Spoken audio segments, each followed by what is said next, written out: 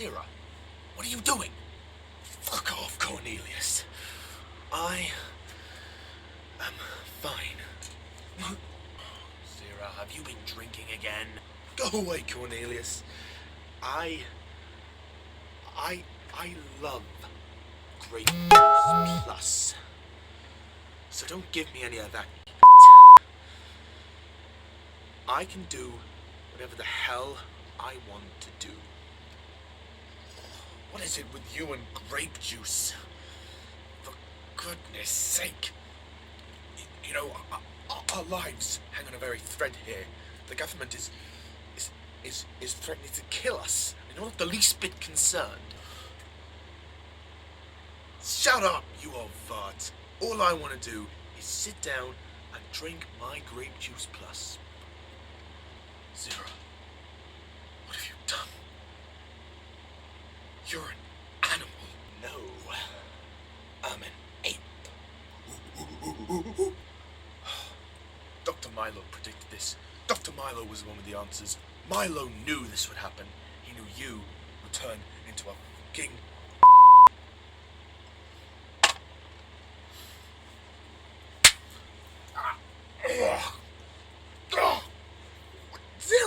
Cornelius, I have put up with your crap since 2,000 years ago.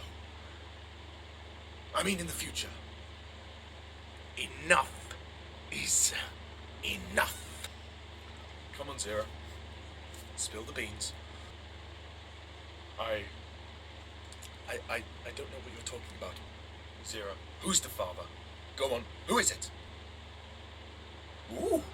Zira, I'm gonna ask you again. Who's the father of the baby that you have been impregnated with? Ooh. I'm gonna ask you one more time. Who is the daddy?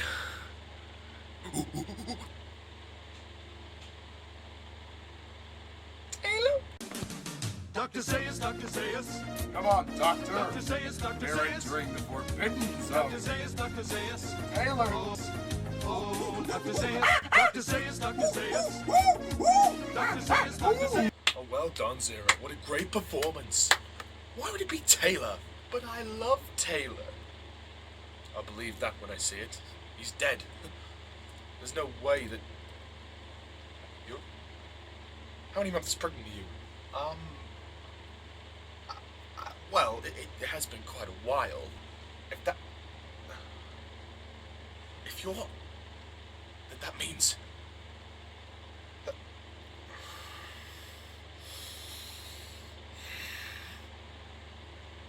Dr. Milo. Who? On Zara. It's all about time travel. Dr. Milo, you're scary. I'll be your lover if you name the baby after me.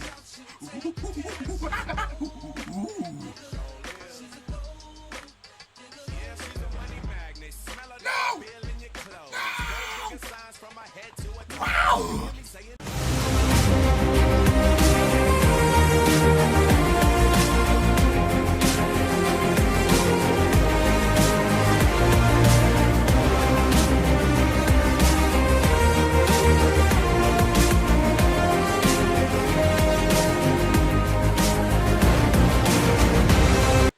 Hello everyone and welcome to my review of Escape from the Planet of the Apes. So, Escape from the Planet of the Apes. This is the third Planet of the Apes movie in the franchise of the original 5 films. So basically, the basic plot of Escape from the Planet of the Apes is that after the events of Beneath the Planet of the Apes, where the Earth was destroyed, Cornelius, Zira, and another ape called Dr. Milo have evacuated in Brent's spaceship and gone back in time to the 1970s,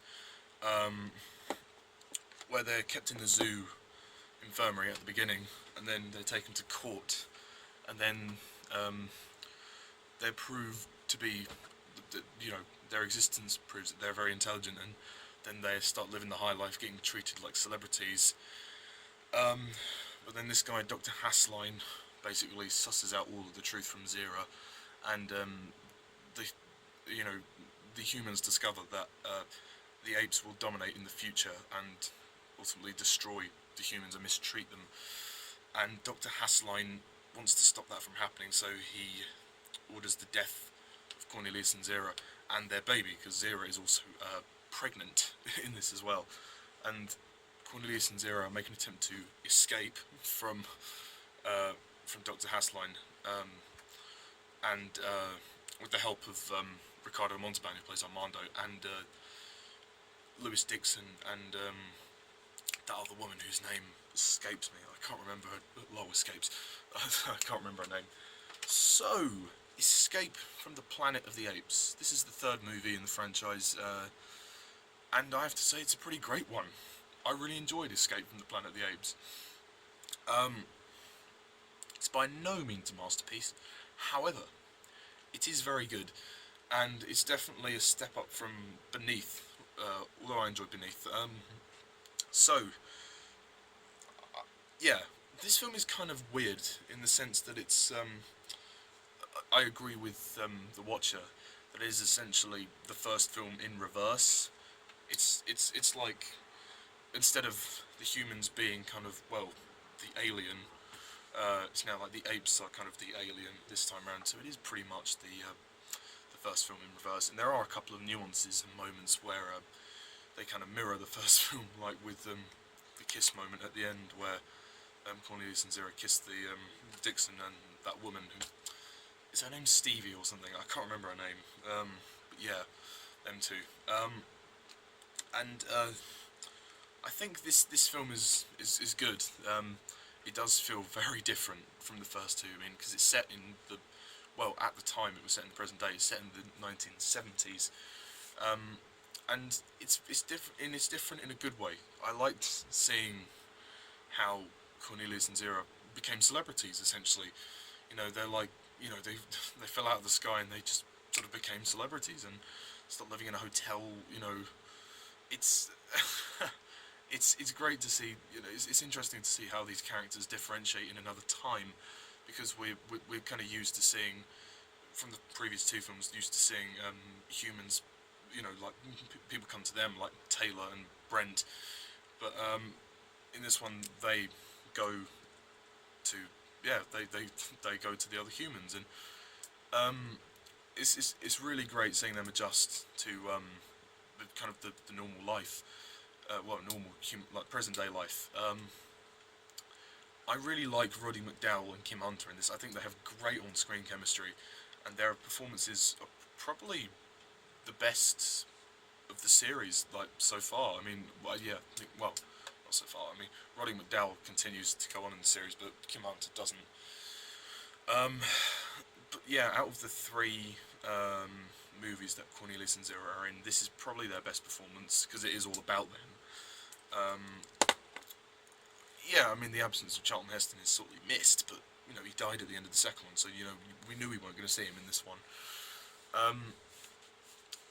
I like the human characters as well. It's nice to see, I think Dixon's a great character, Lewis Dixon, and, fucking hell, what's her name? Stevie, that woman, whatever her name is, the other one that helps them, she's great as well. I mean, there is political commentary in this film. It's basically the mirror image of film one, of the first film, but just in reverse. That's pretty much what it is. It follows the same kind of political commentary, but it's interesting because they know what happens in the future. They know that the Earth is going to get destroyed by Taylor, and they know that Cornelius and Zira knew Taylor. So there's that constant debate, and Hassline, Dr. Hassline, is a prick. I mean, the actor's pretty good, I suppose, although a couple of lines are a bit weird, like robotic, when he, like, towards the end, when he's like, Zira, give me the baby. Like, he was like, is that it? is that it? Oh no, but in any case, yeah, he's all right. I mean, his acting's okay, but his as a villain, he's a pretty cruel bastard. I mean, he wants them dead, so I mean, he wants the Earth to be safe, but you know, he doesn't care. He'll just kill them and the baby. It's harsh, really, I suppose. Kind of lost for words now. The prosthetics on Cornelius and Zira are fantastic, as they were all the apes in the previous two films. And this film is quite touching in quite a few scenes. I'll talk about those in a minute. You've also got Ricardo Montalban as Armando, who's like this circus owner, and he features quite prominently in the next film, Conquest. I'll talk about him there as well, but for the brief scenes he has in this film, he is pretty good. He's a nice warm character. He's not out to kill the apes, so that's good. One character who I do feel is kind of pointless though is Dr. Milo, the ape that gets killed at the very beginning by the gorilla. Like, to be honest, who the hell was Dr. Milo? How did he get in the ship with Cornelius and Zira? And why the hell did they kill him in the first 15 minutes of the film? It doesn't make sense. Why is he in it? Like, I know he's the one that's got the theory about time travel and stuff, but it's pointless. Like, they should have just had Cornelius discover that theory. Like, the two of them, Cornelius and Zira, the two of them should have come through, come in from the ship. Honestly, Dr. Milo is pointless, and he's not that worthy that they should name the baby after him. I mean, really, you know, there's the way they treat Zira in this film and Cornelius is horrible. I mean, they get her drunk and they basically, I suppose they drug her as well. You know, they torture her essentially, which is horrible. In their own ways, of course, and Cornelius much the same. And this movie has a very powerful ending. I mean, all of the previous films have a powerful ending. I mean, all the Planet of the Apes films tend to have a powerful ending, well, apart from a couple of them. But yeah, this one is no exception. It is very sad at the end what happens, and all spoilers for these reviews. I warned you in the previous reviews. Cornelius and Zira die, and it's very sad. The way they build up to it is really good. The climax is very intense, and it stretches to that really emotional moment where Hasline shoots them, where Hasline shoots Zira, and then the policemen shoot Cornelius. Cornelius kills Hasline as well, thank God. But it's so sad because you've seen these two characters in the past 3 films, so it's really sad to see them go. And I mean, the door is obviously left open for the story to continue. I mean, the story's not over yet, but it is over for Cornelius and Zira, and it's really sad to see them go because they are very lovely characters, and it's sad to see the two of the most lovely of characters be killed. Yeah, it's horrible. I mean, so yeah, you might shed a tear if, I mean, I didn't cry, but I mean, you might shed a tear. You definitely feel it, and obviously the big cliffhanger ending twist is that Cornelius and Zira basically they knew they were going to their deaths, and they swapped the babies around in the circus with Armando. They swapped around the chimp babies, and they took the chimp baby and they left Milo, their son, in there, or Caesar as they call him in the next film. And trust me, the baby swap storyline here is much better than the EastEnders one. Oh, God. So yeah, the film has a lot of good moments. Like I said, some pointless moments, like Dr. Milo's a pointless character. And just, I don't really know. There's not much wrong with the movie. I mean, yeah, maybe Hasline could have been acted a bit better. It's a really sad movie, and it's interesting to see how Cornelius and Zira become celebrities and how they adjust to human life, essentially. I mean, the political stuff is kind of the main focus of the film, and it does drag a bit. But it's not too bad. The film moves at a pretty consistent pace, so yeah. Ultimately, my only real flaws is that a couple of characters aren't all that necessary. The music is good by Jerry Goldsmith. It's not the best, but it is good. Yeah, I don't have much else to say about Escape from the Planet of the Apes. I think also the prosthetics and production design is great. I do miss some of the other characters like Nova and Taylor. I do miss them, but it's different, and it is pretty much the first film in reverse, with a powerful ending, very powerful ending. So yeah, that's it. I'm gonna rate Escape from the Planet of the Apes. Oh, you know what? Fuck it. I'll give it a 9 out of 10.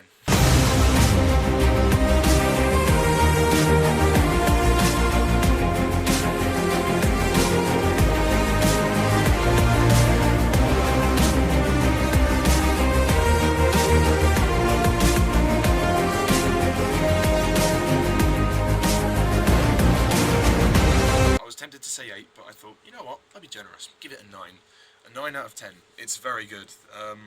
And it's definitely one of the best of the original sagas, no doubt about that.